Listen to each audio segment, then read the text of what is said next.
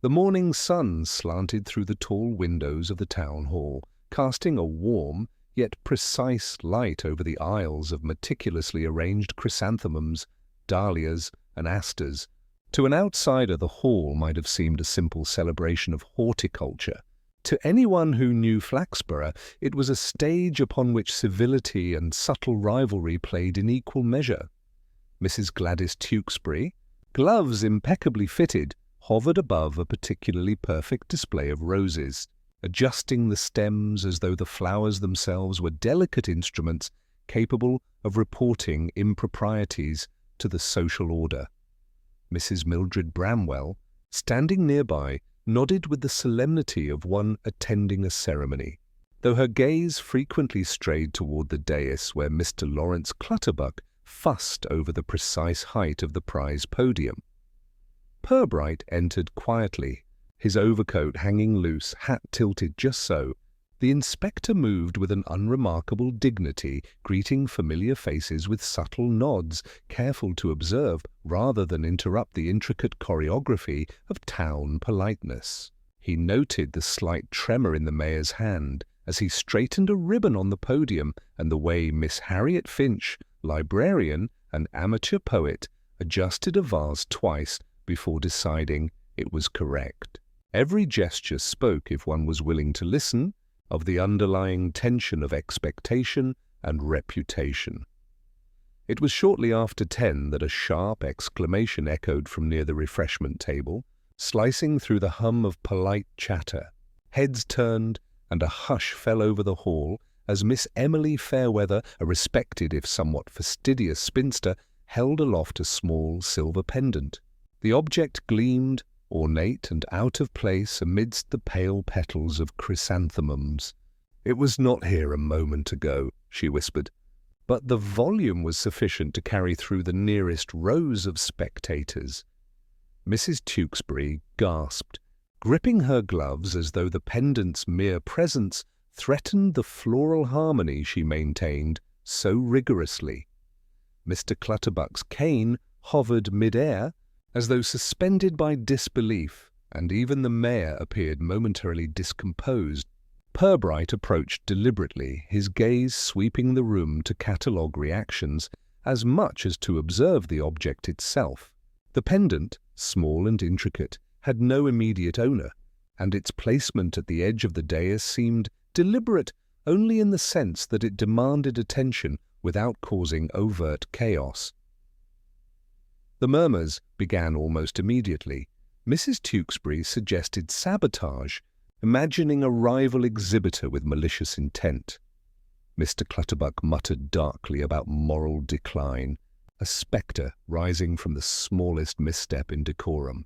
The mayor, uncertain of the appropriate course of action, suggested that it be handed to the constabulary, though he did so with a hesitancy that betrayed more concern for propriety than for legal procedure.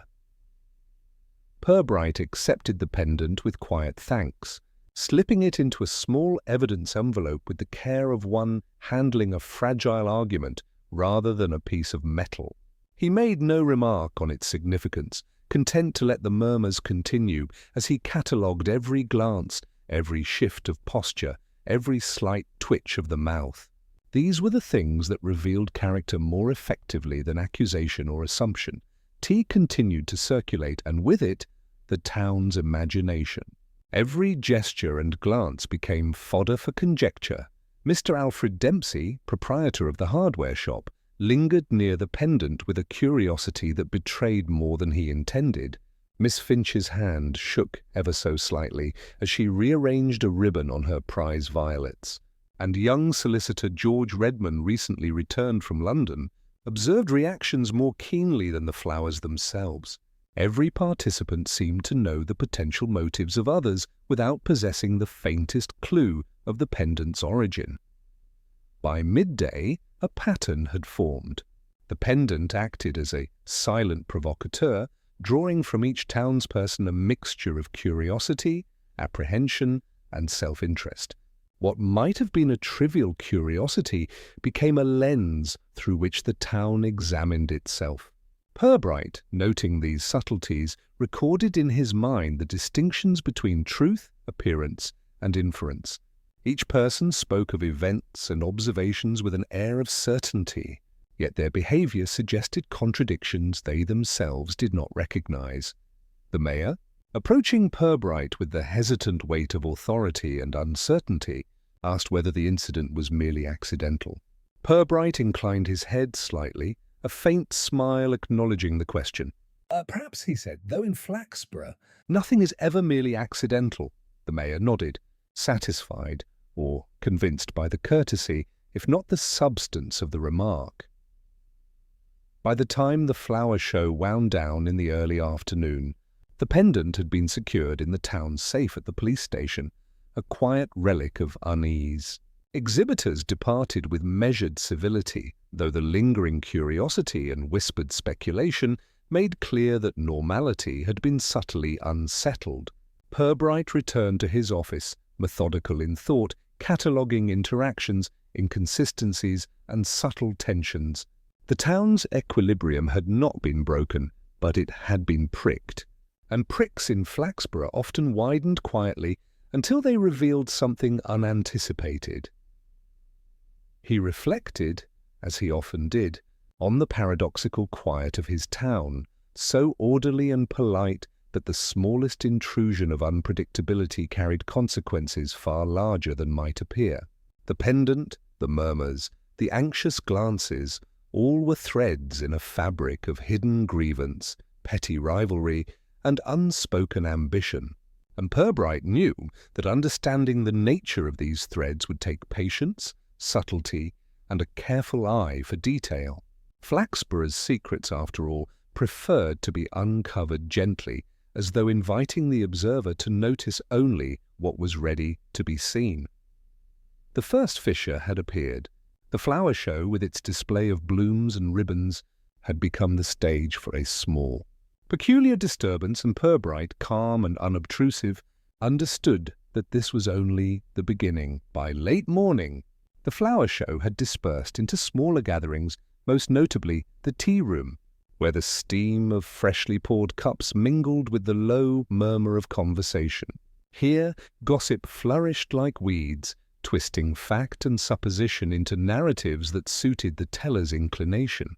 The silver pendant, now the subject of whispered conjecture, occupied more minds than the blooms that had drawn them in the first place. Mrs. Tewkesbury, sitting stiffly near the window with her gloves folded on her lap, whispered to Mrs. Bramwell that the object could only signify jealousy, or perhaps a subtle warning from an unknown rival. Mildred, ever cautious, nodded with measured concern, adding that it would be unwise to speculate aloud, lest the wrong ears catch the inference. Purbright, seated nearby with his tea untouched, allowed himself the faintest smile. The interplay of caution and curiosity, of embellishment and restraint, told him more than words ever could. Across the room, Mr. Alfred Dempsey leaned slightly toward the young solicitor. George Redman, and murmured about the unusual provenance of the pendant, implying a connection to London society. Redman's expression remained polite, yet careful, and he offered little in response beyond a nod. Purbright noted the interaction, cataloguing the subtle deference and guarded curiosity that underlay their exchange. These were not random gestures. They were the currency of social caution. Miss Harriet Finch, meanwhile, adjusted the ribbon on her violet display with trembling fingers, simultaneously observing the reactions of others with acute interest.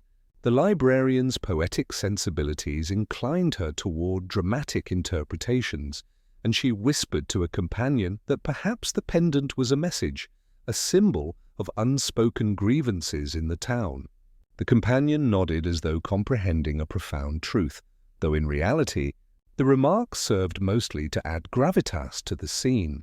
Conversation flowed in arcs of conjecture, with each participant building on the last. Some suggested theft. Others leaned toward accident, the pendant dropped innocently by a visitor. Mr. Lawrence Clutterbuck, overhearing fragments of these debates, muttered darkly about moral laxity, and several nodded, choosing to align themselves with his authority rather than confront the ambiguity of the incident. Purbright recorded these subtleties with the detached care of one examining a puzzle whose pieces were human behavior itself. The mayor, who had taken a seat at the far end of the room, occasionally raised his voice to comment on propriety, though his words carried a nervous undertone. He seemed more concerned that the town maintain its orderly image than that the pendant's origin be determined. This preoccupation with appearances rather than substance was characteristic of Flaxborough's elite, and Purbright noted it as both a complicating factor and a clue in itself. Throughout the tea room there were pauses, glances exchanged, and subtle gestures, all observed by Purbright with meticulous attention. The tension was quiet, almost imperceptible to anyone who did not know what to look for, but it underpinned every interaction. The town, in its own way, was balancing curiosity against discretion, speculation against caution, and Purbright understood that these silent calibrations would eventually point toward the truth. At one point, he quietly approached Miss Fairweather, who sat with the pendant carefully wrapped in her handkerchief. Polite conversation ensued, during which she revealed that she had found it near the chrysanthemums, but admitted to noticing a faint smudge of soil on its edge. This small, almost trivial detail, which others had overlooked or dismissed, lingered in Purbright's mind. The pendant had moved, or been moved, under circumstances not entirely innocent, and the soil was a subtle fingerprint of its journey. By early afternoon, the tea room's discussion had shifted toward the visitors who had arrived from nearby villages, each supposed to have an interest in the show. Speculation ran along lines of rivalry, accidental misplacement, or some obscure social signal. Purbright allowed the conversation to flow, making note of contradictions, inconsistencies, and evasions. The townsfolk spoke freely of what they thought others had done, but rarely of their own direct observations, creating a lattice of indirect clues. When the room finally began to thin, Purbright rose quietly, leaving the attendees to their gossip. The interplay of curiosity, fear of impropriety, and subtle competitiveness had revealed more about the town than any single confession could. Each person, he noted, had revealed precisely what they wished the world to see or to imagine, and in what they left unsaid lay a pattern. The pendant remained in police custody, its significance not yet fully understood by anyone. Yet, in the patterns of speech, in the glances exchanged and the pauses in conversation, Purbright had already begun to assemble a map of the town's hidden inclinations. Flaxborough, polite and orderly on the surface, had revealed its undercurrents, and he understood that the next developments would likely arise not from the object itself, but from the manner in which the townspeople interacted with it and each other. The quiet tea room, with its aroma of hot biscuits and gentle clinking of cups, had done more to expose character than any formal investigation could. Purbright, considering the subtle clues, allowed himself a private reflection. In Flaxborough, events were rarely what they seemed, and the smallest incident could illuminate the most carefully hidden truths. And in that awareness lay the beginning of his inquiry, precise, patient, and unobtrusive, the way he had always preferred. By mid-afternoon, the flower show had receded into memory, leaving behind the lingering hum of curiosity and whispered conjecture. Flaxborough, however, remained alert to disturbances, however minor, and the silver pendant had quietly unsettled the town's careful rhythm. It was in this climate of polite tension that a new figure arrived, stepping from the late afternoon train with an air of incongruous purpose. He was a man of middle age, dressed in a slightly rumpled grey suit, carrying a leather satchel that looked as if it had seen many towns. His appearance alone drew a few glances.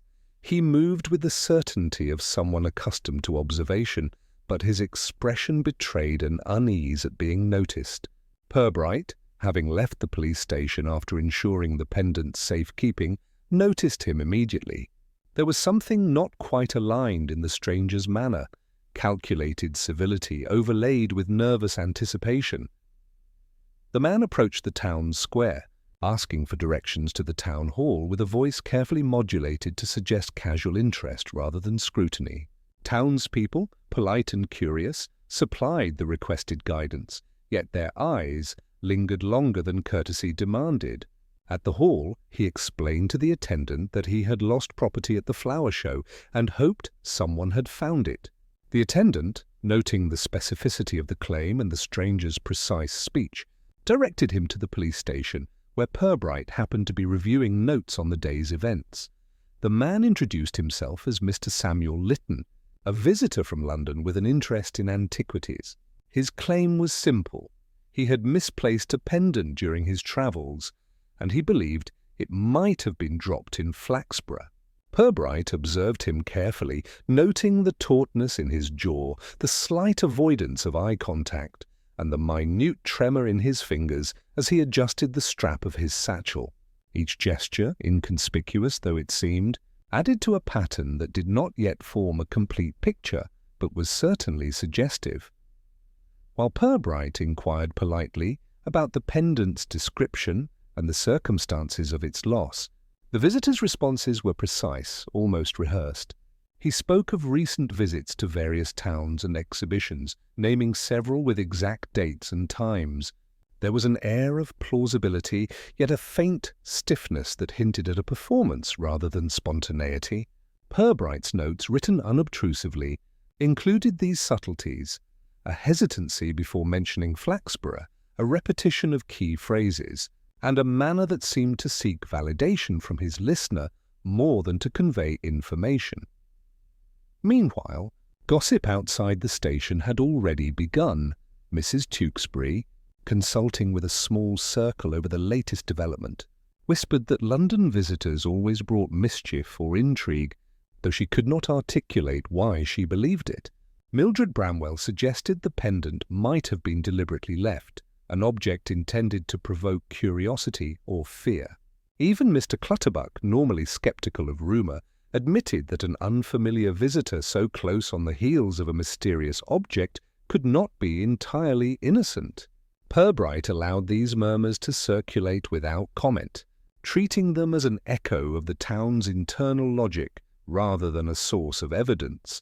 Mr. Lytton remained at the station long enough to inspect the pendant under Purbright's calm supervision. His fingers brushed the edge of the envelope, a touch so brief it could be accidental, yet Purbright noted the imperceptible tightening of his lips and a flicker of hesitation in his gaze. The pendant itself, innocuous though it appeared, had elicited the visitor's careful attention. He spoke softly about its design, the craftsmanship, and the faint traces of soil he found particularly curious. After leaving the station, Lytton wandered briefly through the town, pausing outside the bookshop and the small library, observing quietly, and yet drawing the notice of several residents who could not resist peering from doorways or behind curtains. Redman, the young solicitor, noticed him first and remarked to a companion on the stranger's calculated pace and interest in the patterns of daily life. Such observations, though shared casually, fed the subtle tension that Purbright had begun to track in his mental ledger. By the time evening fell, the town had absorbed the visitor into its collective consciousness. Mr. Lytton was a puzzle, plausible in explanation, yet somehow slightly askew. He had introduced a variable into Flaxborough's carefully maintained order, and his presence intersected with the pendant in a way that suggested coincidence was unlikely. Purbright, returning to his notes, considered the behavioral clues, the avoidance, the subtle tension, the intermittent attention to the pendant, and began to weigh them against the patterns of gossip, rivalries, and recent minor incidents. He reflected that this was precisely the manner in which small towns revealed truths, not through loud disturbances or confessions, but through subtle, cumulative observations of behavior, appearance, and response. The visitor, however innocuous his story might appear, had already become a lens through which the town's inclinations and fears were magnified. Purbright knew that patience would reveal more than interrogation, and that the careful alignment of these minor anomalies often preceded discovery. As night fell, the streets of Flaxborough emptied, the town returning to its quiet routine, with the exception of a few lingering whispers about the pendant and the visitor from London. Purbright sat at his desk, cataloguing the day's observations, aware that Lytton's story, though superficially simple, contained threads yet to be unravelled. He understood that in the morning the town would begin to murmur again, and within those murmurs lay both distraction and revelation. Flaxborough, polite and cautious, had encountered its first outsider since the pendant's appearance, and the convergence of these two small disturbances, the object and the visitor, was unlikely to be entirely coincidental. Purbright, calmly reviewing each subtle clue, knew that the town's equilibrium had been challenged once more, and that the patient, unobtrusive work of observation had only just begun. By the following morning, the town of Flaxborough had settled into its habitual rhythm, though the undercurrent of curiosity persisted. The flower show was over, but the silver pendant and the brief visit of Mr. Lytton from London had left an invisible ripple across the town. The mayor, a rotund man whose politeness was matched only by his anxiety about propriety, found himself unusually preoccupied. His breakfast consisted of toast left untouched while he contemplated the implications of recent events. Purbright arrived at the town hall shortly after 9, as unobtrusive as ever. The mayor, having been briefed on the visitor and the pendant, invited him to a private office. "Inspector," he said, his voice tinged with vexation, "the town is talking. People are concerned, and the council is growing restless. Surely we must act decisively to preserve confidence?" Purbright seated himself calmly, allowing the mayor's agitation to fill the room while he observed quietly. "Confidence," he said carefully, "often depends less on immediate action than on understanding precisely what has occurred. Hasty measures can unsettle a town far more than curiosity itself." The mayor wrung his hands, shifting uneasily. "But there are expectations. Letters to the press, questions from councillors.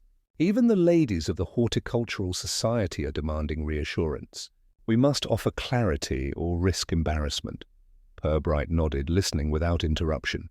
He made note of the mayor's choice of words, the emphasis on appearance over substance, and the subtle anxiety that betrayed a desire to resolve the matter neatly, regardless of whether the facts supported such resolution. Meanwhile, the town's gossip network continued its quiet work. By mid-morning, Mrs. Tewkesbury had informed half the committee of her suspicions regarding a London visitor and an unspoken rivalry among exhibitors. Mildred Bramwell, ever discreet, circulated the same story with careful additions, suggesting possible theft or deliberate misplacement.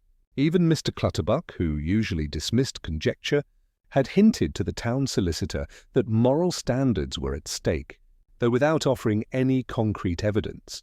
Purbright's thoughts were elsewhere. The mayor's insistence on decisive action, the exaggeration of minor details by well-meaning townsfolk, and the strange visitor's precise but nervous explanations were all threads he intended to follow.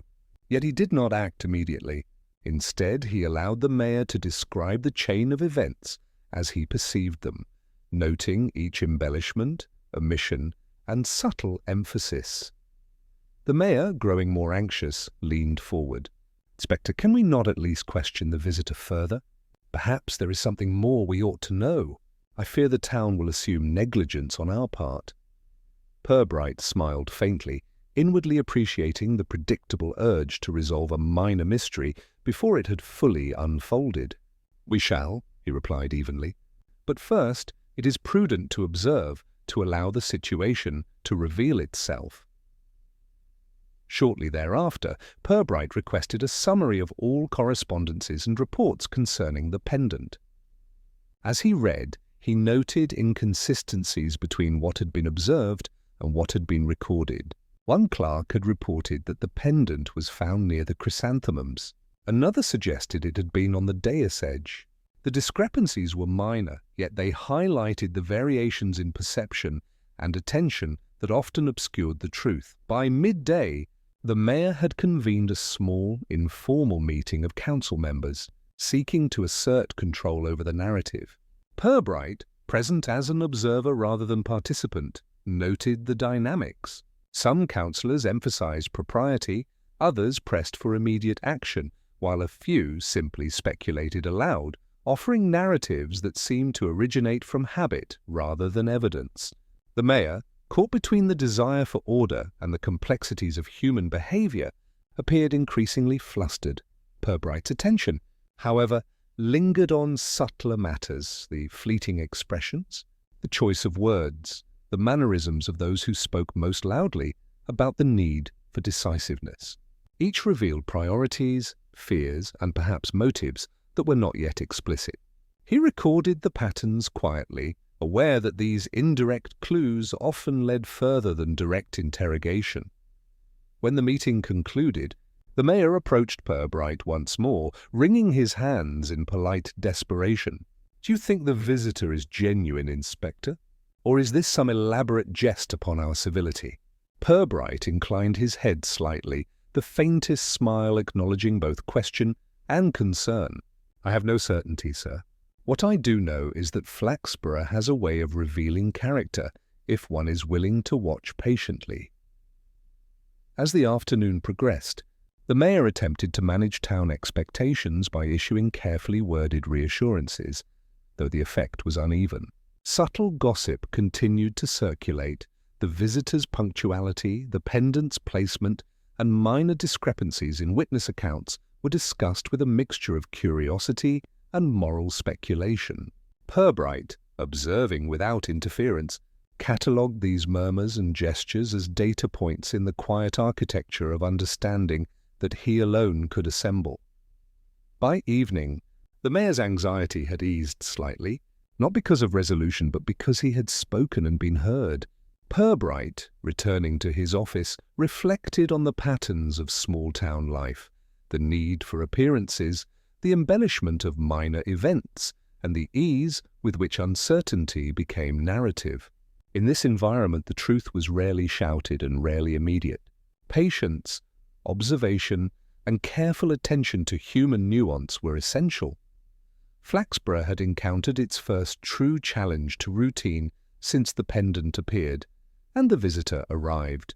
The mayor, caught between action and propriety, had acted predictably.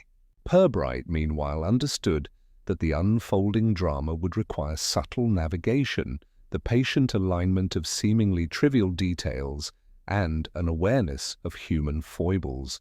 In a town so polite, so cautious, it was precisely the small gestures and deviations from routine that revealed more than words ever could. By mid-morning, the town of Flaxborough had settled into a semblance of routine, though the pendant and the visitor from London still lingered in conversation. Purbright, mindful of the delicate weave of behaviour and rumour, decided to extend his observations beyond the flower show's immediate sphere. A chance discovery at the local bookshop provided the next clue, a small bundle of letters, disorganized and partially hidden behind a shelf of dusty volumes. They bore no clear indication of ownership, yet the handwriting was distinctive, neat, precise, and almost formal, though with subtle flourishes that suggested a personality at once careful and expressive. Miss Harriet Finch, ever vigilant in her capacity as librarian and amateur poet, had noticed the letters first and brought them to the attention of the shopkeeper. The letters appeared to have been misplaced weeks earlier, perhaps months, and had lain in obscurity until their rediscovery. Purbright examined them discreetly, noting not only their content, but the way they had been handled, the edges slightly worn, faint traces of soil or dust along the corners, and ink that had faded unevenly, suggesting a variety of storage conditions. Even these small details carried potential significance. The correspondence itself was unremarkable on the surface: social invitations, polite requests for borrowed books, mentions of local events, and occasional brief remarks about acquaintances. Yet certain passages hinted at subtle grievances, minor disputes, and half-concealed annoyances that, when considered collectively, painted a picture of the quieter tensions that simmered beneath Flaxborough's polite exterior. Purbright recognized the letters as a repository of human inclination, small hints of motives, rivalries, and preoccupations that could later align with observed behavior. He noted particularly one missive in which a local resident had complained about an unreturned item, emphasizing not the item itself, but the perceived breach of courtesy. Another mentioned a disagreement over seating arrangements at a past town function, phrased in the language of civility, yet imbued with a quiet resentment.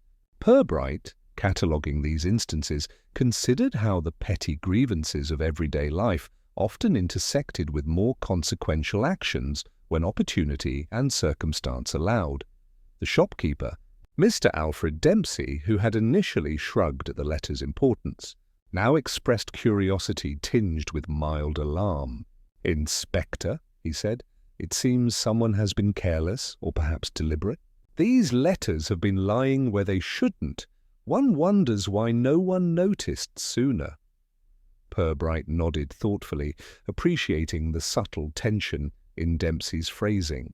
The words suggested concern, but also a faint reluctance to implicate anyone directly, a characteristic hallmark of Flaxborough politeness.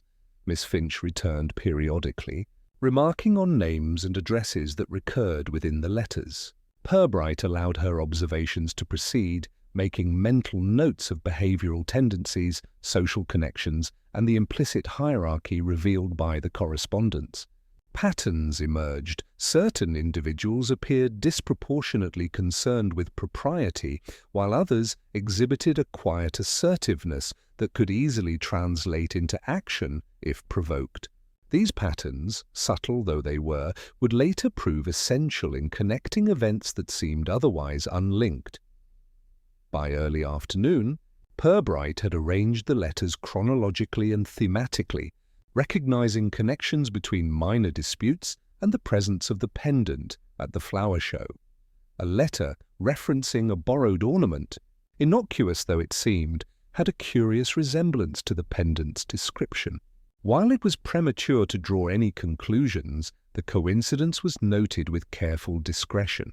Purbright understood that small discrepancies often carried disproportionate weight in understanding human behavior.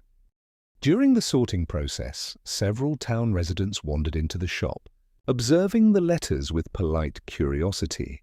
Mrs. Tewkesbury murmured about the potential scandal, suggesting that someone might have been attempting to expose a private grievance under the guise of misplacement.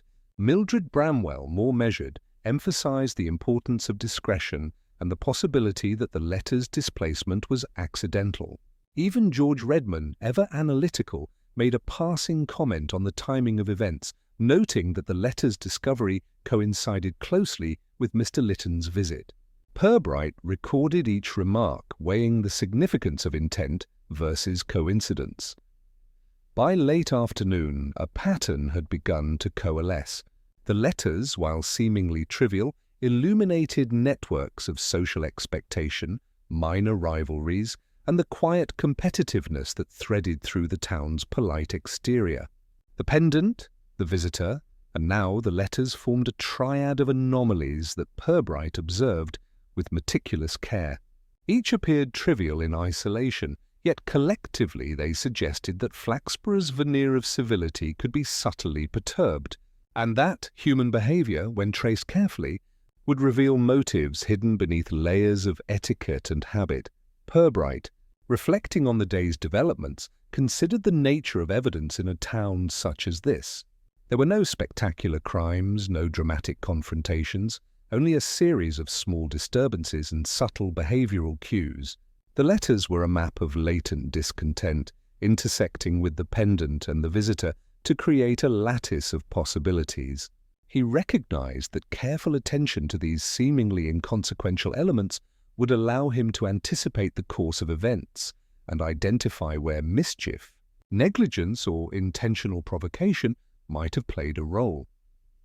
As the shop closed for the evening, Purbright retained the letters for further examination. Having extracted a preliminary understanding of character, motive, and social alignment. The townsfolk departed, each carrying their interpretations and whispers, yet unaware of the inspector's silent inventory of observations. Flaxborough's equilibrium remained outwardly intact, but under the surface, small threads of discontent and curiosity had begun to intertwine. Purbright, with characteristic patience, understood that these threads would eventually converge, and that when they did, the town would reveal more about itself than any single witness could articulate. By nightfall, he returned to his office, cataloguing each letter, noting the minor grievances and subtle tensions they contained. The intersection of the pendant, the visitor, and the letters had introduced a complexity that required careful, unobtrusive observation. In Flaxborough, such complexities were rarely solved through force or display. They demanded attention, patience, and the ability to perceive the unspoken. Purbright, quietly reviewing his notes, appreciated the unfolding challenge. The town's hidden inclinations were emerging, and he would follow them with deliberate precision. A week had passed since the letters were found, and Flaxborough's sense of routine remained superficially undisturbed, though subtle tensions persisted beneath the surface. That Saturday, the Finch family hosted a garden party in their expansive backyard, a carefully arranged display of shrubs, roses, and manicured lawns that reflected the town's commitment to appearances. The event drew a cross-section of the town's populace, council members, shopkeepers, amateur gardeners, and the occasional visitor, including George Redman, whose analytical mind found the social subtleties as fascinating as the flowers themselves. The atmosphere, polite and sunlit, was suddenly punctuated by an odd disturbance. Among the beds of dahlias, a few blooms had been subtly damaged, their petals torn or bent, and a small, folded note had been placed beside the affected plants. Guests murmured in polite astonishment, speculating on possible mischief or accident. Miss Finch, distressed yet composed, examined the scene, noting the placement of the note and the pattern of the damage. Its timing, shortly after arrival of a visitor from London, suggested coincidence, but the precise arrangement implied deliberation rather than chance. Purbright arrived unobtrusively, nodding in greeting to the hosts while observing the reactions of the assembled guests. Every glance, every hesitant step, and every shift in posture provided him with insight into the town's collective temperament. The note itself was innocuous in language but precise in intent, drawing attention to the damaged flowers and implying subtly that certain social grievances had been overlooked. To most, it appeared a minor prank. To Purbright, it was a behavioral signal, a ripple in the carefully maintained equilibrium of the town. Mrs. Tewkesbury, standing near the flower beds, whispered anxiously to Mrs. Bramwell that such acts were evidence of a deeper malice, or at least a message meant to unsettle. Bramwell nodded with measured concern, emphasizing the importance of observing without immediate judgment. Several council members lingered near the scene, noting the damage and speculating on who might be responsible, while carefully avoiding assigning blame outright. The visitor, Mr. Lytton, appeared briefly in the vicinity, claiming interest in the horticultural arrangements. His attention, precise and deliberate, lingered longer than necessary on the damaged dahlias, though he spoke politely about their variety and colour. Purbright noted the slight tightening of Lytton's jaw and the brief flicker of hesitation in his gaze, gestures subtle enough to escape the notice of casual observers, but significant when placed alongside the patterns of behaviour previously recorded. Conversations among guests revealed a mixture of curiosity and quiet accusation. George Redman remarked to a companion on the unusual timing of the incident, noting that it coincided with moments when several key figures were briefly distracted. Miss Finch murmured about the possibility of symbolic messaging, suggesting that the flowers represented social positions or latent tensions. Each interpretation, though speculative, offered Purbright further insight into the networks of perception, rivalry, and self-interest that shaped the town's social fabric. Purbright examined the scene closely, noting that the torn petals were not random but followed a discernible pattern. Minor, precise damage to specific flowers near pathways frequently traversed by guests. The note, folded to a perfect rectangle, had been placed deliberately to attract attention without creating alarm.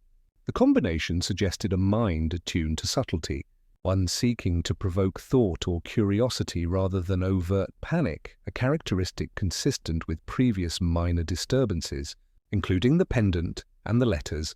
By mid-afternoon, the social interactions had subtly shifted. Guests were more alert, observing one another with renewed scrutiny. Mrs. Tewkesbury speculated aloud that perhaps someone was attempting to expose latent rivalries through indirect action, while Bramwell reminded her to maintain composure. The mayor, present as an invited guest, expressed mild concern but emphasized that appearances must remain orderly. Purbright, meanwhile, catalogued every gesture, glance and remark, noting contradictions and subtle cues that would inform his understanding of motive. The note was eventually secured and read privately by Purbright, who recognized that its wording, while innocuous, functioned as a behavioral instrument. It elicited responses revealing character, priority, and attention to detail. The person responsible had orchestrated a situation in which human tendencies, curiosity, pride, caution, would manifest, providing a map of inclinations far more revealing than overt confession.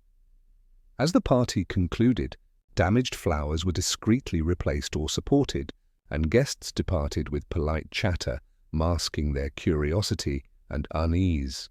The garden, pristine moments earlier, bore the subtle marks of deliberate disturbance. The town, ostensibly unchanged, had been gently tested. Purbright, returning to his office later, reflected on the incident.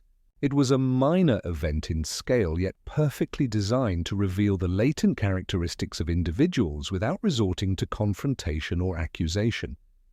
The pendant, the letters, and now the garden party disturbance formed a pattern, small provocations revealing larger truths.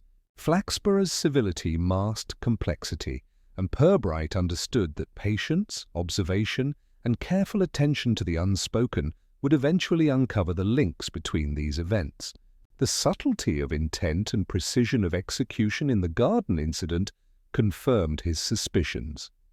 This was not mere happenstance, and the human responses it elicited would illuminate motives that were otherwise concealed. By evening, the town had returned to quiet, though discussions lingered in private circles. Purbright, reviewing his notes, understood that the convergence of minor incidents and social reactions had created a lattice of behavioral data from which the truth could eventually be inferred. The town's surface calm remained intact, yet beneath it, invisible patterns of action and reaction continued to develop, setting the stage for the next discovery in the evolving investigation. The morning following the garden party brought a cool clarity to Flaxborough, as if the town itself wished to reset after the subtle disturbance of the previous day. Purbright, seated in his office with the accumulated notes from the pendant, letters, visitor, and garden incident spread before him, considered the importance of history in understanding human behavior.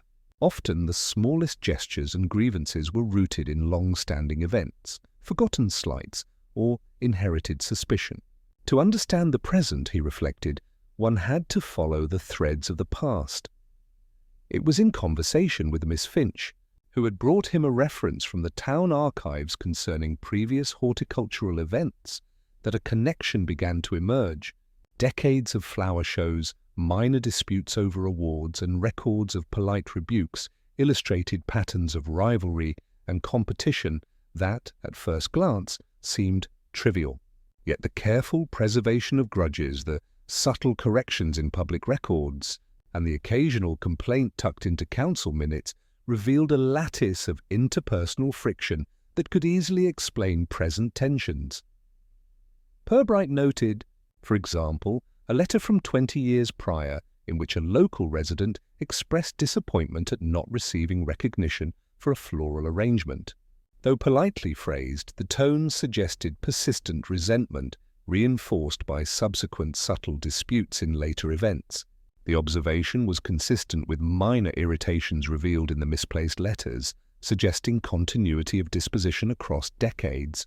Small seeds of discontent, unacknowledged and quietly nourished, had matured into a pattern of behavior that still influenced the town's social interactions.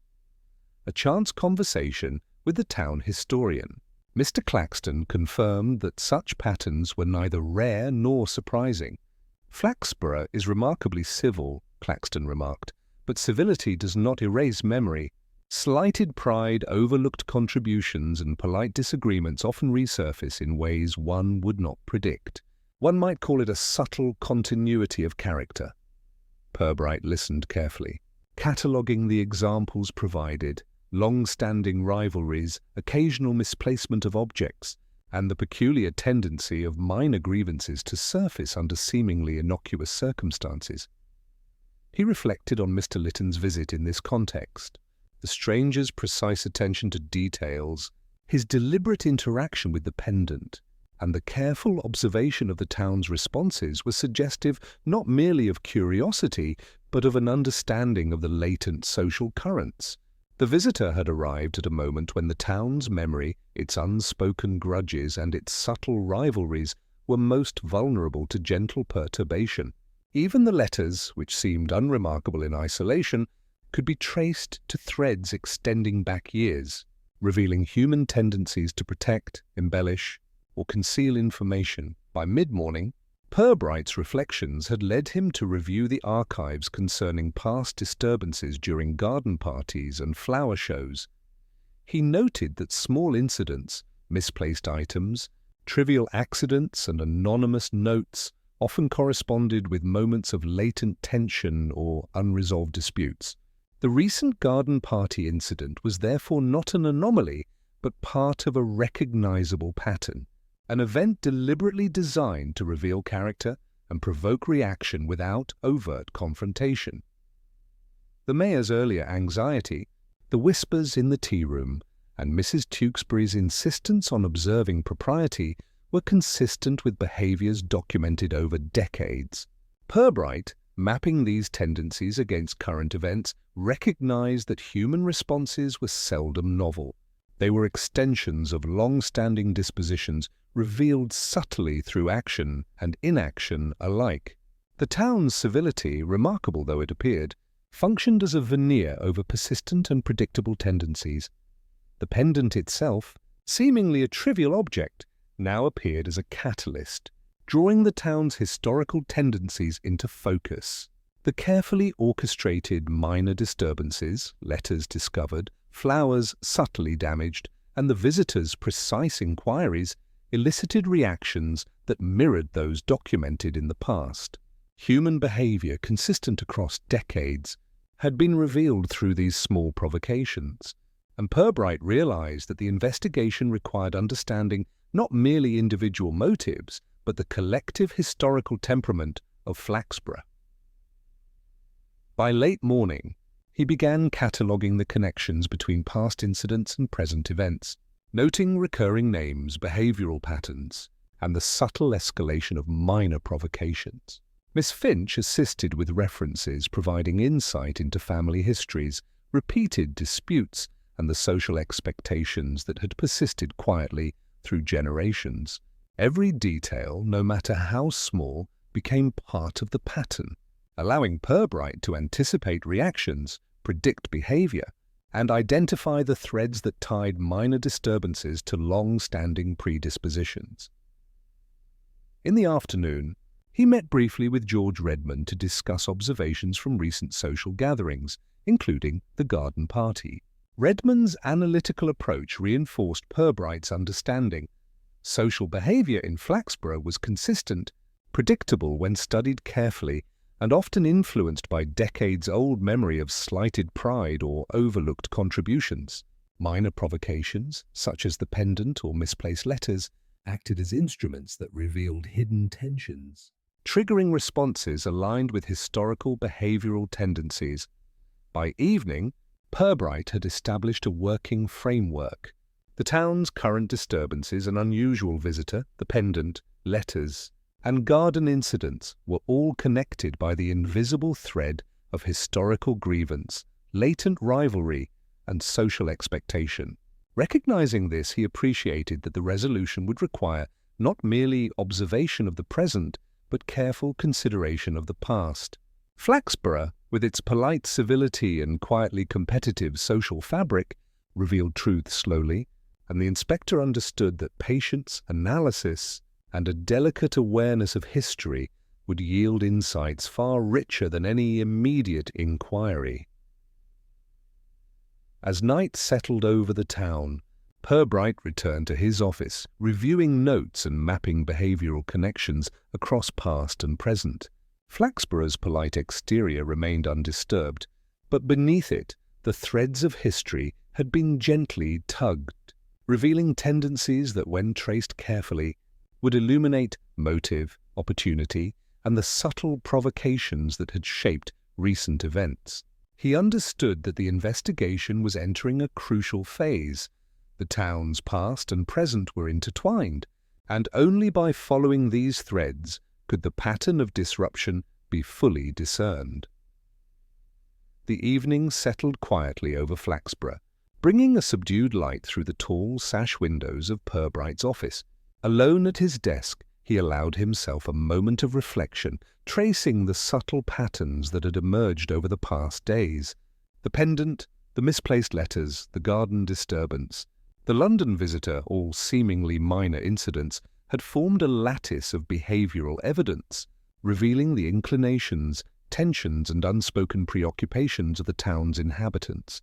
In such matters, Purbright knew, truth often hid not in overt actions but in the delicate inflections, hesitations, and social calibrations that people allowed to surface. He reviewed the day's notes, pausing to consider the reactions of key figures. Mrs. Tewkesbury's cautious curiosity, Mildred Bramwell's measured restraint, and the mayor's anxious concern each demonstrated the interplay of propriety and perception. The mayor's insistence on public reassurance and the council's polite speculation revealed the town's investment in maintaining appearances, yet also betrayed subtle insecurities that could influence behavior. Even minor gestures, a glance held too long, a pause before answering a question, the slight adjustment of gloves, contained information that could be interpreted if observed with patience. Purbright's thoughts drifted to Mr. Lytton, the visitor from London, whose presence had introduced a deliberate perturbation into the otherwise orderly town. Lytton's precise observation of the pendant, his careful attention to the garden party, and his meticulous inquiries all suggested a mind attuned to subtlety. Whether his motives were innocent or otherwise remained uncertain, but the reactions he elicited from Flaxborough's residents provided a wealth of behavioral data. Purbright considered how a skilled outsider could exploit latent social tensions, and how small provocations could illuminate human character more effectively than overt confrontation. The letters, he reflected, were particularly revealing. Misplaced though they were, they contained echoes of past grievances, rivalries, and minor social breaches. The pattern of complaint and polite insistence traced across decades offered insight into enduring dispositions, tendencies toward pride, cautious assertion, and subtle retribution. The combination of historical perspective and current observation allowed Purbright to anticipate behaviors and understand the social architecture that governed the town's responses. He leaned back, considering the town itself. Flaxborough's civility was remarkable, but it was layered over a network of unspoken rules, inherited resentments, and habitual responses. The small disturbances, the damaged dahlias, the folded note, the pendant's displacement, functioned as catalysts, drawing forth the latent characteristics that defined interpersonal relations. Every action and reaction, however trivial it seemed, contributed to a pattern that could reveal motive, opportunity, and inclination when interpreted carefully. Purbright's mind then shifted to the broader question of human nature. In towns like Flaxborough, civility often masked self-interest, ambition, and the occasional mischievousness. People adhered to rules of propriety while simultaneously navigating subtle hierarchies, rivalries, and personal agendas. Understanding these dynamics, he reflected, was more valuable than direct interrogation, for individuals revealed more in what they allowed to be observed than in what they claimed outright. He considered the interplay of memory, habit, and expectation, recognizing that past grievances informed present behavior, often without conscious awareness. He also thought of timing and circumstance. Minor coincidences, slight delays, and carefully orchestrated interactions could provoke disproportionate responses, uncovering truths that overt questioning might never elicit. The pendant, in this sense, was a tool, a seemingly trivial object around which social energies coalesced. Similarly, letters and minor disruptions acted as instruments through which human tendencies could be observed in action. Purbright appreciated the elegance of such indirect revelation, where the smallest cues became essential evidence. His reflections turned to the network of relationships that had emerged. Mrs. Tewkesbury's influence, Mildred Bramwell's discretion, Mr. Clutterbuck's moral insistence, and the young solicitor Redmond's analytical attention all created intersecting nodes of observation. Each played a role in the subtle orchestration of social responses, whether consciously or not. The visitor's presence amplified these dynamics, creating a temporary tension that exposed underlying patterns of behavior. Purbright considered how these interactions would inform subsequent inquiries, guiding him toward truths yet to be revealed. He also contemplated the town's collective memory. Historical grievances, long-standing habits, and repeated social disappointments had accumulated over generations, producing predictable patterns of reaction to minor disturbances. The garden party, though outwardly trivial, had served as a microcosm of these patterns, eliciting gestures, comments, and subtle reactions that could be interpreted in light of historical tendencies. The combination of observation, historical context, and behavioral analysis, he realized, provided a framework capable of revealing motives that might otherwise remain concealed. Purbright made careful notes, cataloguing each observation, cross-referencing past events with recent incidents, and mentally constructing a map of potential motivations and interactions. He reflected that resolution would require patience, a readiness to notice the unnoticed, and an understanding of the complex interplay between social expectation, personal inclination, and historical precedent. The town's civility, remarkable though it appeared, was a surface layer beneath which the intricate workings of human behavior could be discerned if observed with care. By late evening, the office was quiet save for the soft ticking of the clock and the occasional scratch of pen on paper. Purbright leaned back, aware that the threads of investigation, pendant, letters, garden disturbance, and the London visitor were now converging in subtle ways. He did not yet have the complete picture, but the framework of understanding was taking shape.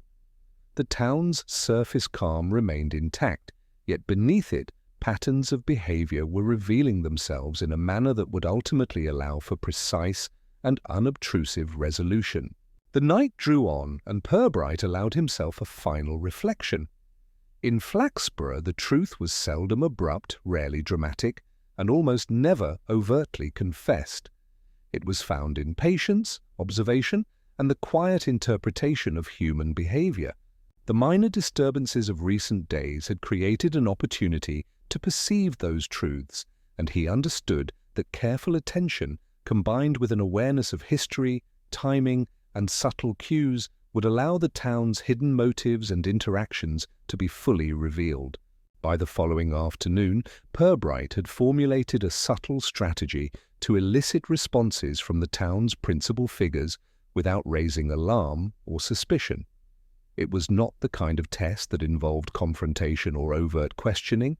Rather, it relied upon circumstance, timing, and carefully orchestrated observation. Flaxborough, as always, was polite, orderly, and predisposed to self-restraint, but in such an environment, the smallest deviations from expected behavior could illuminate motives far more effectively than direct interrogation. The setting was a modest afternoon gathering in the town hall, ostensibly organized to discuss minor administrative matters. Invitations had been extended to key participants: the mayor, council members, Mrs. Tewkesbury, Miss Bramwell, the young solicitor Redman, and, at Purbright's subtle insistence, Mr. Lytton. The inspector arrived early, ensuring that seating, arrangements and timing were orchestrated to maximize opportunity for observation. Nothing appeared unusual. The room was neat, the agenda simple, and the discussion routine. Purbright's test began with the introduction of the pendant itself. It was placed in the center of the table within a small velvet case, ostensibly for reference in the discussion of lost property procedures. Each participant glanced at it, their reactions subtle but distinct. The mayor fidgeted slightly, Mrs. Tewkesbury's gaze lingered longer than necessary, and Mr. Lytton's eyes flickered with a momentary tightening of the lips. Purbright noted each micro-reaction, cataloguing them silently. Small gestures, he knew, often betrayed more than speech. The discussion proceeded on administrative matters, deliberately meandering to allow attention to drift occasionally toward the pendant. Purbright observed interactions. Who spoke over? Whom? Who hesitated? And who sought validation before speaking? Mildred Bramwell, normally measured, adjusted her notes twice when her attention returned to the pendant. Redman's analytical scrutiny was quiet but precise, his pen pausing mid-sentence as he recorded a subtle observation. Even minor shifts, an elbow resting slightly differently, a glance exchanged between two individuals, provided Purbright with behavioral data, each item layered upon the next. The critical element of the test involved a carefully timed comment from Purbright himself. He referred casually to the misplaced letters, emphasizing that they had been discovered near the town archives and had contained nothing overtly incriminating, but revealing subtle grievances and minor disputes.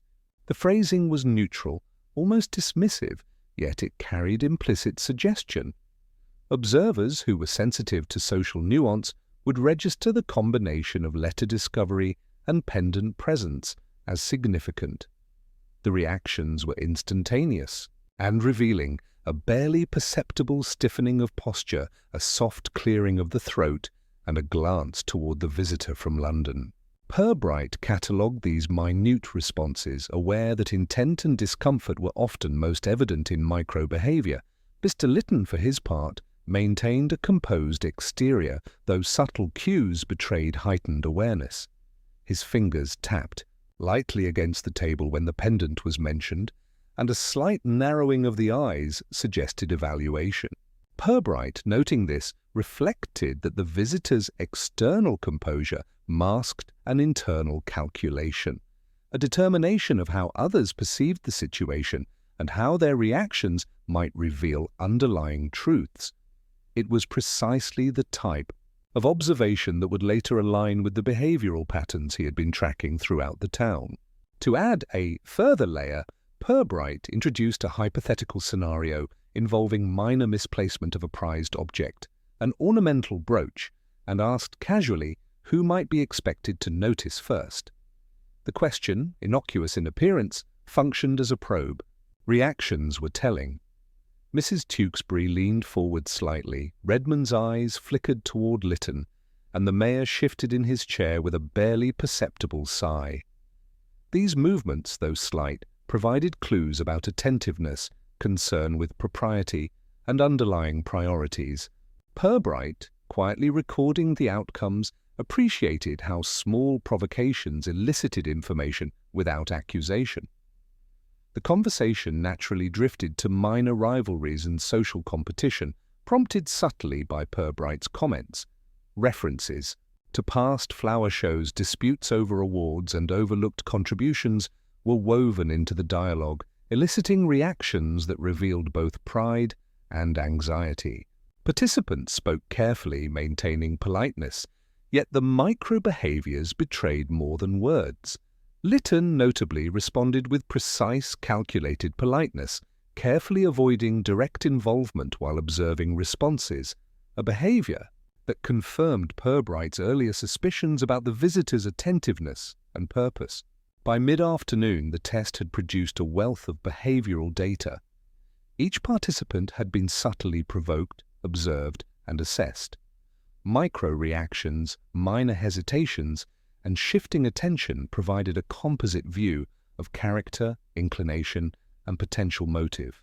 Purbright reviewed his notes discreetly, recognizing patterns of concern, pride, and guarded behavior that aligned with prior observations from the letters, garden party, and pendant incident. The interactions had revealed not only individual dispositions but also relational dynamics, alliances, and subtle tensions within the town's social network.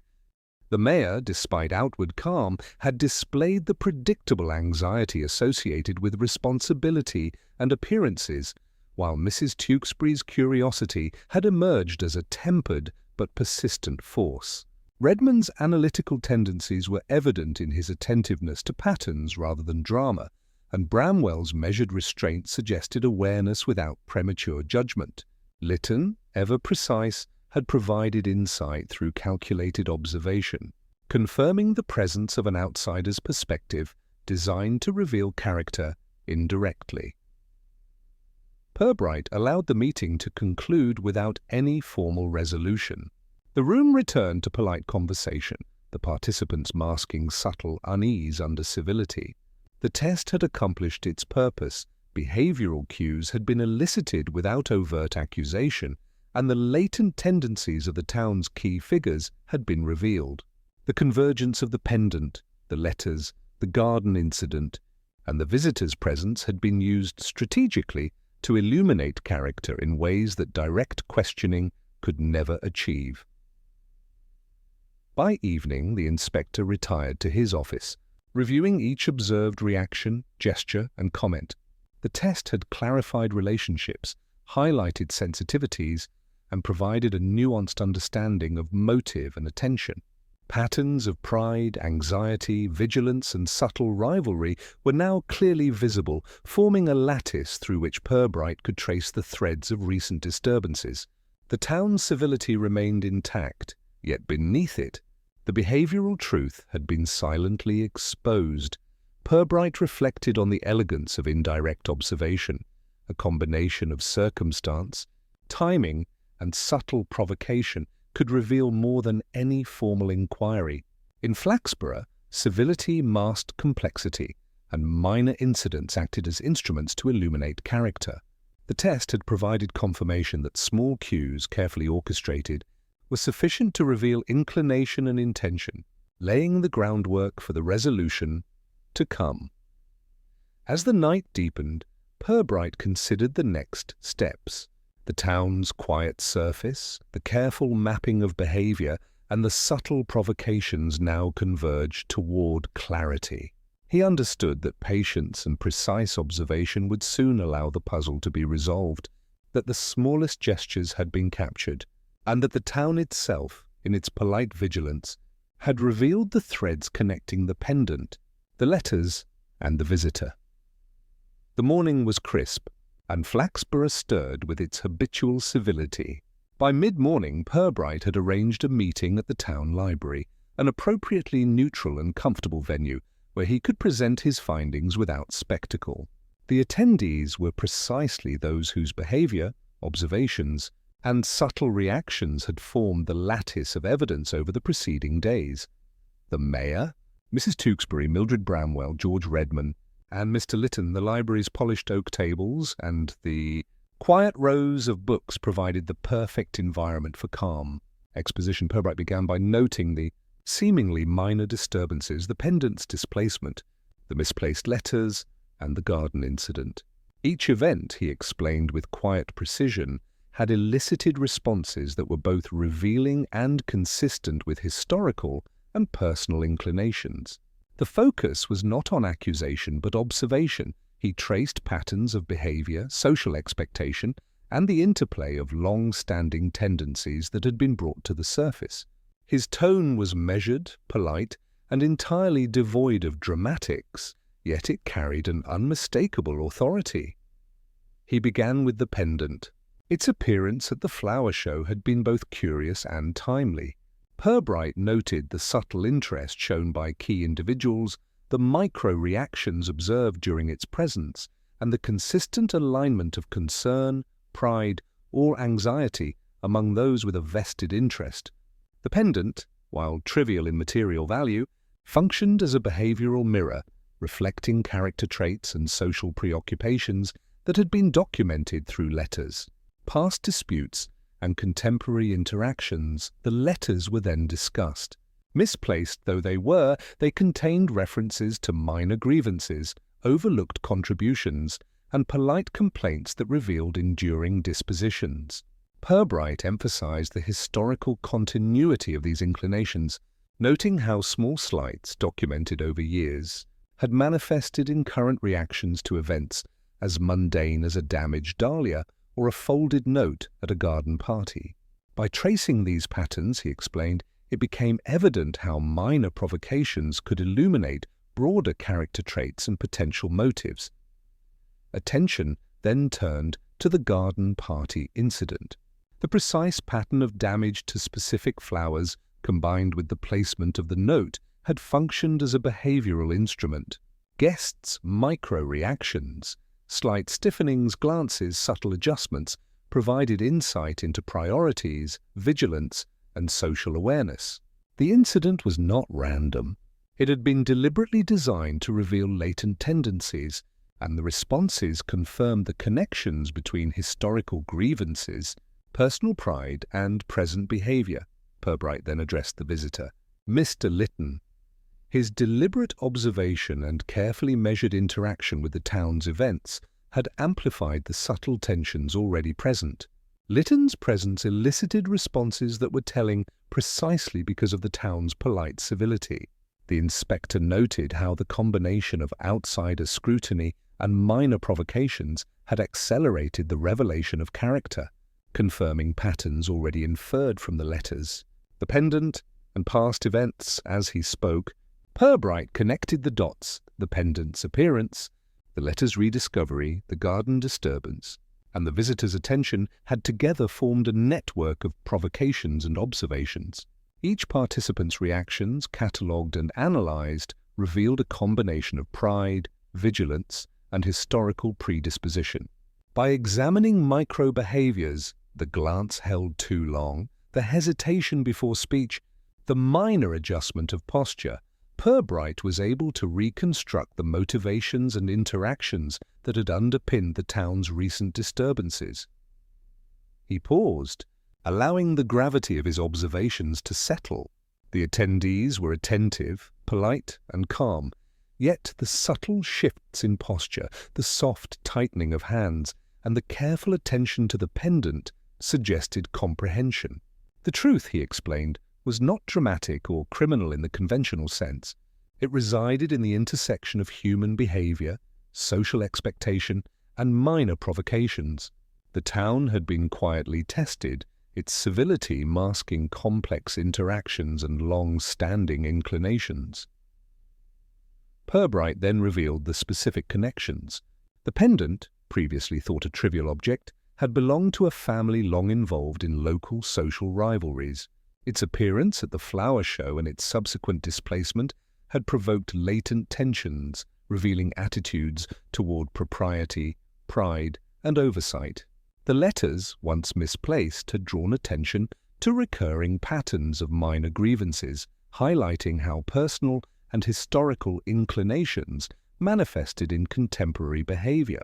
The garden incident had acted as a behavioral instrument, subtly orchestrated to illuminate responses, alignments, and sensitivities. The visitor's observations had served to catalyze these reactions, amplifying the subtle tendencies present in the town. By observing without overt interference, Purbright had allowed the natural inclinations of individuals to surface, revealing not only motives but relational dynamics, rivalries, and latent concerns. Each participant's reactions, both verbal and micro-behavioral, had confirmed the accuracy of his analysis. Finally, Purbright connected all these threads to human nature and social expectation. The town's civility, he explained, was not an absence of complexity but a surface layer over enduring dispositions. Pride, attentiveness to social standing, subtle competitiveness, and vigilance in matters of propriety.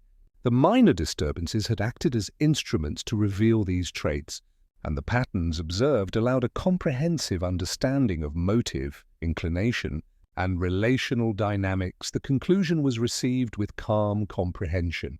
There were no dramatic confessions, no sensational revelations, yet the logic was undeniable.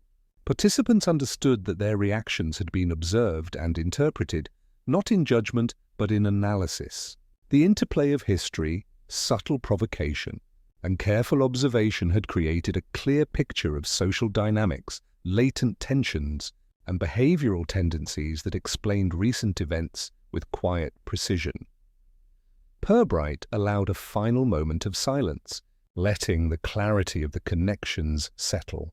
The pendant, the letters, the garden incident, and the visitor's presence had collectively served to expose character, motives, and social interactions that were otherwise concealed.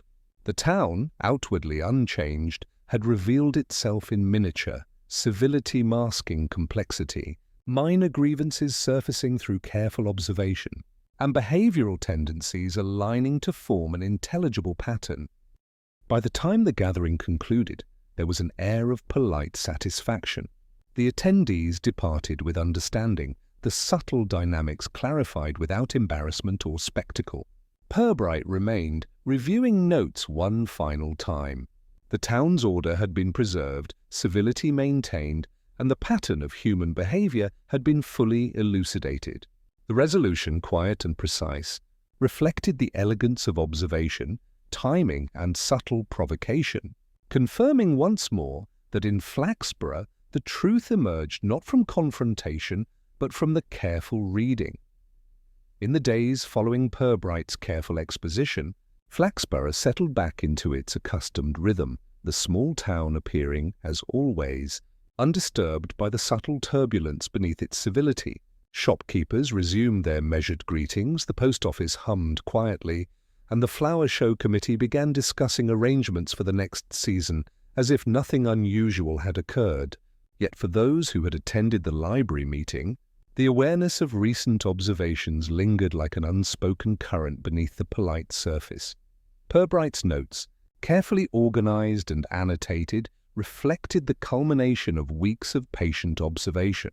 Every minor disturbance, the pendant, the letters, the garden incident, and the presence of the visitor had been orchestrated in his mind as a sequence designed to elicit character, reveal relational dynamics, and illuminate latent tendencies. Now, having confirmed his interpretations, the inspector allowed himself a measure of quiet satisfaction. The town had behaved predictably when observed through the lens of history and behavioral nuance, affirming his conviction that Flaxborough's civility masked a consistent, understandable complexity. The mayor, for his part, resumed duties with a renewed, discreet vigilance, ensuring that routine appearances were maintained while privately noting his own attentiveness to minor social disruptions. Mrs. Tewkesbury, discreetly gratified by her subtle role in the unfolding events, observed the town with an understated satisfaction, noting that civility had been preserved while latent tendencies were acknowledged. Mildred Bramwell, ever measured, continued her work within the council and social circles, her discretion now reinforced by an acute awareness of the delicate interplay between pride, rivalry, and propriety. Mr. Lytton, having completed his visit, departed Flaxborough quietly, leaving behind a trail of insight captured in the subtle reactions of its residents. The outsider's role had been catalytic, amplifying minor tensions and illuminating hidden dynamics, yet the resolution required no dramatic confrontation. Purbright appreciated the effectiveness of such an indirect approach, understanding that observation, timing, and gentle provocation could reveal more than overt inquiry, particularly in a town where civility constrained expression and concealed inclination. George Redman, having assisted in analysing behavioural patterns, shared his reflections with Purbright over a quiet lunch at the railway buffet. He noted how the smallest gestures, a glance, a pause, a rearranged flower, had consistently provided reliable indications of character and motive.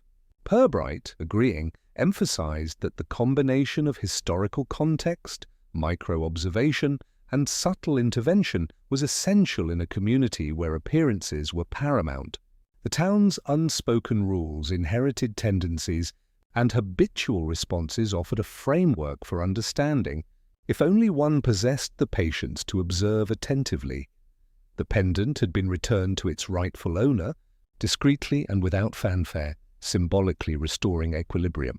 The letters, catalogued and archived, provided both a record of past grievances and a cautionary reminder that minor slights could resonate across decades. The garden incident, though superficially forgotten, left an invisible trace, a subtle memory of the provocation and its consequences. Purbright recognized that these events, though small, had reshaped social awareness without disturbing the town's outward order. In private reflection, the inspector considered the broader implications of the sequence. Flaxborough, he noted, offered a unique study in civility, subtlety, and human inclination. The recent disturbances had acted as a lens, revealing behaviors that were otherwise masked by decorum and polite routine. Pride, rivalry, attentiveness, and caution had all emerged in measured responses, providing a map of social interaction that was as instructive as it was discreet. Understanding these patterns, he realized, required not force or accusation but patience, observation, and careful orchestration of circumstance. Over the following week, the town's social interactions returned to their characteristic rhythm. Afternoon teas resumed without the weight of curiosity about the garden party incident. Council meetings proceeded with procedural calm.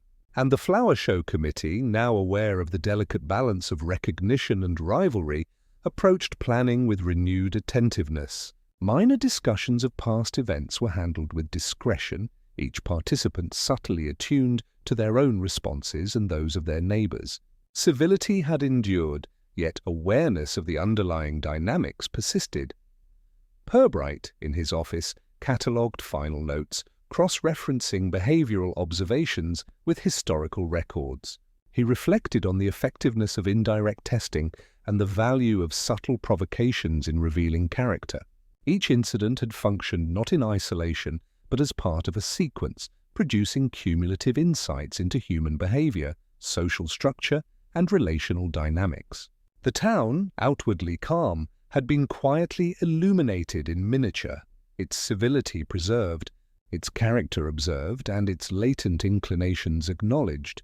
By the end of the week, Flaxborough had settled comfortably into routine, but the invisible threads of observation persisted. Those who had been present at the library meeting and the garden party carried a heightened, though polite, awareness of their own behaviours and those of others. Minor attentiveness, careful restraint, and subtle vigilance now informed everyday interactions. In this way, the disturbances had produced enduring insight, guiding behaviour without overt correction or confrontation. Purbright returned to his desk each day, resuming paperwork, reviewing correspondence, and monitoring minor town matters. The resolution of the recent events required no dramatic closure, no confession, and no public acknowledgement. Civility and social equilibrium had been preserved, while the behavioural truths revealed by careful observation remained quietly understood by those who had been involved. The town's underlying harmony continued, informed by the subtle recognition of human inclination and the elegant revelation of character through indirect means. As the sun set over the rooftops of Flaxborough, Purbright reflected on the pattern of recent events. Small provocations, patient observation, and awareness of historical context had produced a clear understanding of character and social dynamics. The town, untroubled on the surface, had been illuminated beneath its civility, and the inspector recognized the enduring value of subtlety, discretion, and careful orchestration in revealing truths that overt inquiry might have obscured. With the city's gentle rhythms restored, he prepared for the next challenge, confident in the knowledge that human behavior, observed attentively, always revealed itself in time.